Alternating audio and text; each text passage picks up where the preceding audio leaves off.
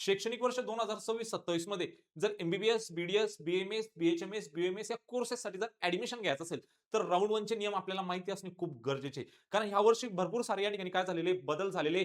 तर राऊंड 1 चे जर आपण चॉईस फिलिंग करतोय तर पुढील प्रोसेस कशी असणार सविस्तरपणे राऊंड 2 पर्यंत ही सर्व माहिती या व्हिडिओच्या माध्यमातून मी तुम्हाला या चॅनलवरती देणार आहे. चॅनलवर नवीन असाल देखील अजून चॅनलला सबस्क्राईब केलं नसेल तर सगळ्यांनी काय करायचं चॅनलला सबस्क्राईब करून घ्यायचे. बघा सीईटी सेलच्या ऑफिशियल पोर्टलवरती जो इन्फॉर्मेशन ब्रोशर देखील आलेला होता 2026 शैक्षणिक वर्ष 2026-27 साठी. तर त्यामध्ये हे राऊंडचे नियम देण्यात आलेले वन बाय वन आपण या ठिकाणी डिस्कस करूया. ओके, तर या ठिकाणी बघू शकता सिलेक्शन स्कीम आहे बघा ग्रुप ए साठी एमबीबीएस बीडीएस या कोर्सेससाठी आणि हे सेम असणार आहे ग्रुप बी साठी बीएमएस बीएचएमएस बीएमएस साठी आणि त्याही नंतर ग्रुप सी साठी बीपीटीएच व इतर अलाइड कोर्सेससाठी. वन बाय वन सविस्तरपणे जाणून घेऊया. बघा सगळ्यात महत्वाचा नियम यामध्ये जो की यांनी दिलेला आहे 11.1.1 चा for selection to MBBS BDS courses candidate who have clear NEET UG 2026 are eligible. म्हणजे ज्यांचं नीट यूजी 2026 हा एक्झाम क्लिअर झालेला असेल तेच विद्यार्थी काय असणार या रजिस्ट्रेशनसाठी इलिजिबल असणार. थोडक्यात ज्यांचं स्कोर ओपन मधून 213 प्लस असेल किंवा 213 असेल तर ते विद्यार्थी काय करू शकता इकडे रजिस्ट्रेशन करू शकता.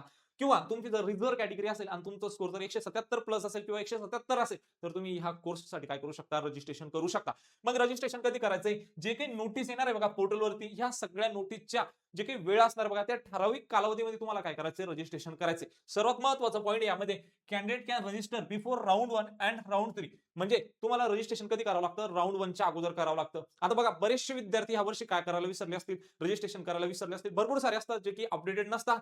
मग राऊंड 2 साठी कुठलाच रजिस्ट्रेशन नवीन सुरू होत नाही. नवीन रजिस्ट्रेशन कधी होणार तुमचं हे राऊंड 3 च्या अगोदर काय करावं लागणार तुम्हाला पोर्टलवरती नवीन रजिस्ट्रेशन करावं लागणार आहे. आता सर्वात महत्त्वाचं ज्यांनी रजिस्ट्रेशन केले ते राऊंड 1 साठी इलिजिबल आहे. ज्यांनी अजून रजिस्ट्रेशनच नाही केले ते राऊंड 3 च्या नंतर काय करू राऊंड 3 च्या अगोदर काय करू शकता या ठिकाणी रजिस्ट्रेशन करू शकता. ओके, त्यानंतर बघा सर्वात महत्त्वाचा पॉईंट यांनी दिलाय 11.1.2 यामध्ये यांनी एक महत्त्वाचा पॉईंट दिलाय there shall be 4 or more round of selection of candidate depending on the availability of vacant seat during the subsequent round.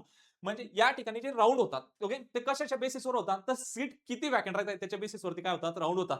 त्यांनी थोडक्यात सांगितलंय किती राऊंड होता देअर शॉल बी 4 किंवा त्यापेक्षा जास्त मोर काय होणार राऊंड होणार. पण केस मध्ये कसं आता बघा 85% स्टेट कोटासाठी दरवर्षी जे 3 राऊंड होतात राऊंड 1 राऊंड 2 आणि राऊंड 3 हे काय असतं तुमचे करंट राऊंड असतात बरोबर. आणि जर ज्या विद्यार्थ्यांना पहिल्या दुसऱ्या तिसऱ्या मध्ये सीट नाही मिळाली त्यांच्यासाठी काय होतो चौथा राऊंड होतो बरोबर. आणि चौथ्या राऊंड नंतर कॉलेज मिळालं विद्यार्थ्यांना त्यांना काय वाटतं यार मी एक वर्ष रिपीट करतो मला ह्या वर्षी बीएमएस मिळाला असेल तर मला पुढच्या वर्षी एमबीबीएस मिळू शकतो. आणि चौथ्या राऊंडलाही मुलं काय सोडतात कॉलेज सोडतात. मग नंतर 5वा राऊंड होतो 6वा होतो कधीपर्यंत राऊंड होता जोपर्यंत या ठिकाणी काय वॅकंट सीट आहे तोपर्यंत काय होणार पोर्टलवरती राऊंड होणार. मग या ठिकाणी राऊंड तर होणार सर मग सिलेक्शन प्रोसेस कशी असणार बघा the selection will be on the basis of merit. Okay, तुमच्या मेरिटच्या बेसिसवरच काय होणार तुमचे सिलेक्शन होणार. आणि त्याहूनही महत्वाचं अँड द प्रिफरन्सेस म्हणजे तुम्ही कसे प्राधान्य देखील कॉलेजेसला देताय त्या प्राधान्याच्या बेसिसवर काय होणार या ठिकाणी तुम्हाला अलॉटमेंट होणार. सर्वात महत्वाचं असतं की तुमची लिस्ट कशी आहे त्या कॉलेजचं इन्फ्रास्ट्रक्चर पेशंट फ्लो ओके तो कुठे लोकेटेड आहे सिटी मध्ये एक आउटसाइड आहे. त्याही नंतर त्या कॉलेजचं कट ऑफ किती आपल्या कॅटेगरीमधून किती ओके वुमनचा कट ऑफ वेगळा असतो महिलांचा कट ऑफ वेगळा असतो थोडक्यात पुरुषांचा कट ऑफ ही वेगळा असतो जरी रिझर्व्ह कॅटेगरी असेल. सगळ्या बाबी लक्षात घेऊनच काय करायचं या ठिकाणी प्राधान्य द्यायचं त्या प्राधान्याच्या बेसिसवर काय होते अलॉटमेंट होते. ओके, त्यानंतर बघू शकता candidate will fill fresh choices for round 1 round 2 round 3 and online stay vacancy round separately. म्हणजे तुम्हाला काय करायचंय चॉईस फिलिंग जे आहे ते फ्रेशली फिल करायच्या राऊंड वाईज. म्हणजे राऊंड वाईज तुम्हाला काय करायचंय पहिल्या राऊंडला चॉईस फिलिंग फ्रेश करायची दुसऱ्याला फ्रेश तिसऱ्याला आणि ऑनलाईन स्टे वेकेन्सी राऊंडला सुद्धा तुम्हाला काय करायचंय सेपरेटली चॉईसेस भरायचे. पण एक वेळेस स्टे वेकेन्सीचा म्हणजे पहिल्या राऊंडला तुम्ही पुन्हा एक नव्याने चॉईसेस भरू शकता दुसऱ्या राऊंडला नव्याने भरू शकता तिसऱ्या राऊंडनी नव्याने भरू शकता चौथ्या राऊंडला तुम्ही नव्याने भरू शकता. पण जो 5वा राऊंड होईल यानंतर जर सीट वॅकंट राहिल्या तर याच्या या सीट जे तुम्ही प्राधान्य चौथ्याला दिले हेच प्राधान्य इकडे असणार. मग याच्या बेसिसवरच काय येणार सिलेक्शन लिस्ट येणार. म्हणजे प्राधान्य खूप महत्वाचं असतं तुम्ही कोणत्या कॉलेजला कसं प्राधान्य देखील देताय. ओके, त्याहूनही महत्वाचं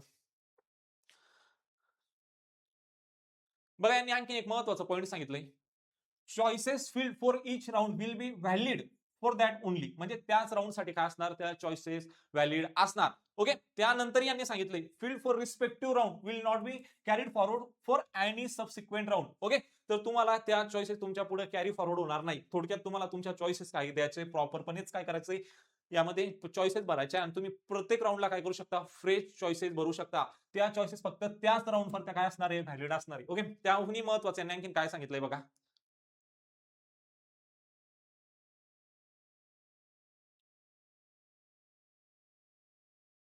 बघा यांनी एक पॉईंट सांगितला, यामध्ये परत एक नियम आहे 11.1.3 the list of candidate selected for MBBS BDS courses shawl B display at the website that is www.mahacity.org. ह्या वेबसाईट वरतीच काय होणार, तुमची सिलेक्शन लिस्ट डिस्प्ले होणार. थोडक्यात ते मी तुम्हाला आपल्या ग्रुपवरती अपडेट देईल. ओके, तुम्ही जर ग्रुप जॉईन केलं नसेल तर डिस्क्रिप्शन बॉक्समध्ये काय देण्यात आलेली, ग्रुपची लिंक देण्यात आलेली आहे. ओके, त्यानंतर बघू शकता यामध्ये हे मी नियम तुम्हाला नंतर सांगेल याचे. ओके, हे रिटेन्शन फॉर्मचं नंतर सांगतो मी तुम्हाला, स्टेटस रिटेन्शनचं काय. ओके, पहिले आता आपण राऊंड 1 चे नियम बघूया. बघा या ठिकाणी 11.1.6 कॅप राऊंड प्रोसेस थोडक्यात यामध्ये दिलेली.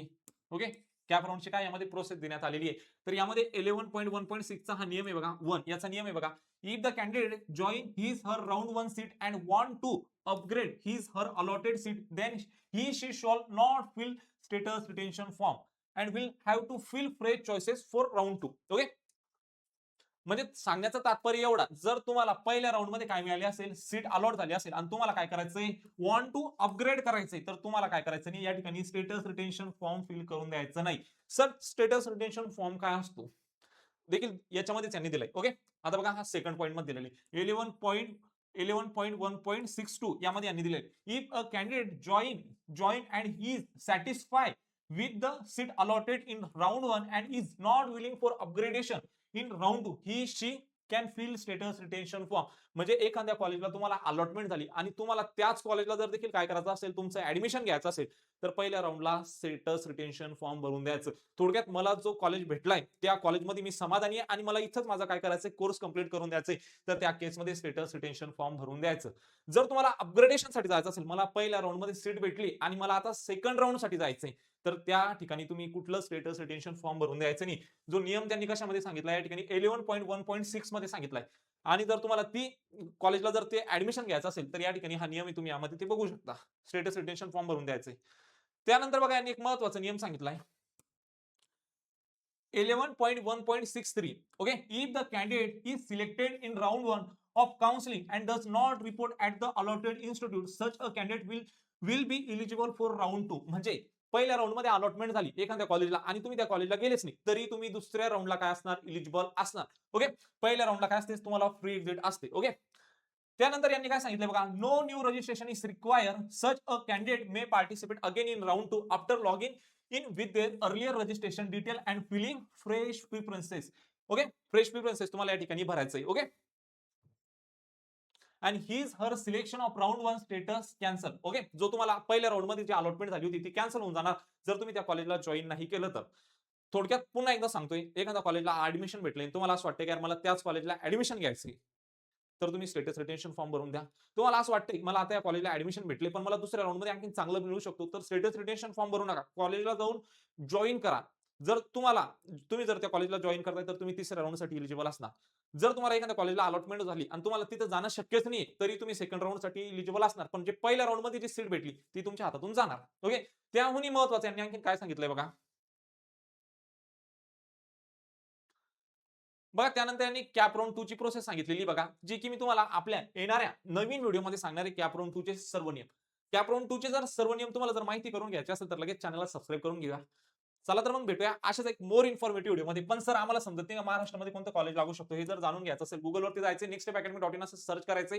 पहिलाच पोर्टल आहे आमचा, याच्यावरती तुम्ही प्रिडिक्ट कॉलेज करू शकता. तुमचं रँक, तुमचं स्कोर आणि तुमची कॅटेगरी या ठिकाणी निवडायची. प्रिडिक्ट माय कॉलेजवरती क्लिक करायचं, महाराष्ट्रामध्ये कोणतं कॉलेज लागू शकतं हे सविस्तरपणे तुम्हाला कळून जाणार.